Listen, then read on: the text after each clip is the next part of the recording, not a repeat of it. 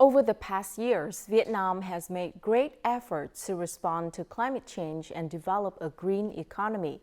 This is also aimed at fulfilling its commitments and contributions to global efforts regarding climate change mitigation. During 2015 to 2019, Vietnam reduced gas emissions by 70 times compared to the previous level. The country aims to reduce 83.9 million tons of carbon dioxide, or 40 times lower, by 2030 using domestic resources. With international support, about 250.8 million tons of carbon dioxide will be reduced. Vietnam has been severely affected by the climate change, so COP26 is a significant event. Activity to cope with climate change have been among the top priorities of the country. One of the most important commitments at COP26 is reducing gas emissions and adapting to climate change. Member countries are encouraged to build a long-term strategy towards net zero emissions. In order to fulfill these commitments, Vietnam has issued a number of policies as well as built national action plans to achieve sustainable development. Prime Minister Chin will be going to COP26 with a big delegation from Vietnam. And our expectation for Vietnam, but also for many other countries coming, is that countries will make commitments to net zero. Vietnam's efforts in reducing gas emissions are expected to contribute significantly to global efforts. We hope that Vietnam can become a good example in this. Vietnam has been trying to contribute to the joint efforts of the world to respond to climate change. Thus, the country has been recognized for its efforts in fulfilling its commitments at international forums.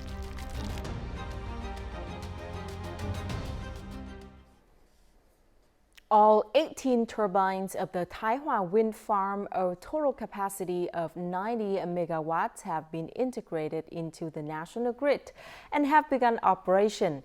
The wind farm, which is located in Hoa Thang Commune, Bắc Binh District, Binh Thuan Province, has a total investment capital of over $167 million.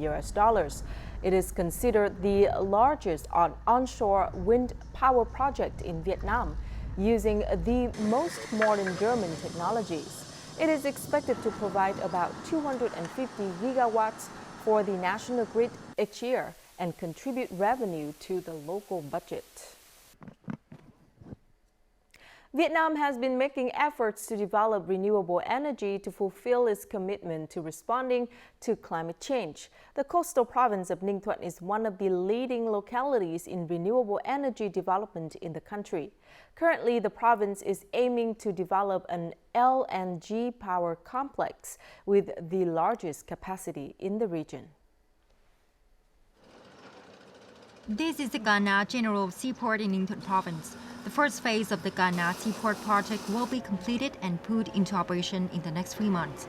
Vessels carrying liquefied natural gas of up to 300,000 tons can dock at the seaport.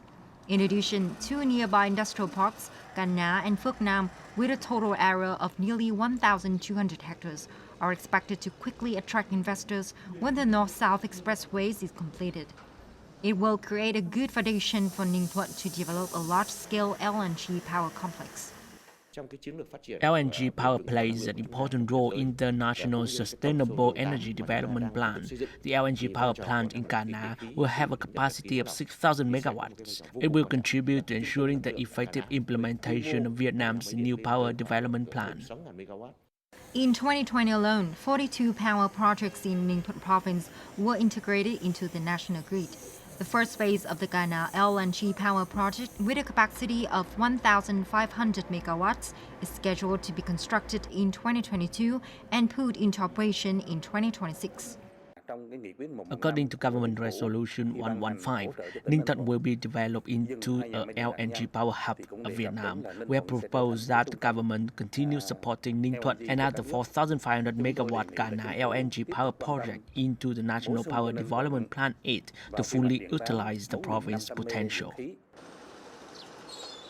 Ninh Thuận Province expects that the Ca Na LNG power plant can provide enough energy to replace its current nuclear power plants. It is also expected to help the locality realize the goal of becoming a renewable energy hub of the country.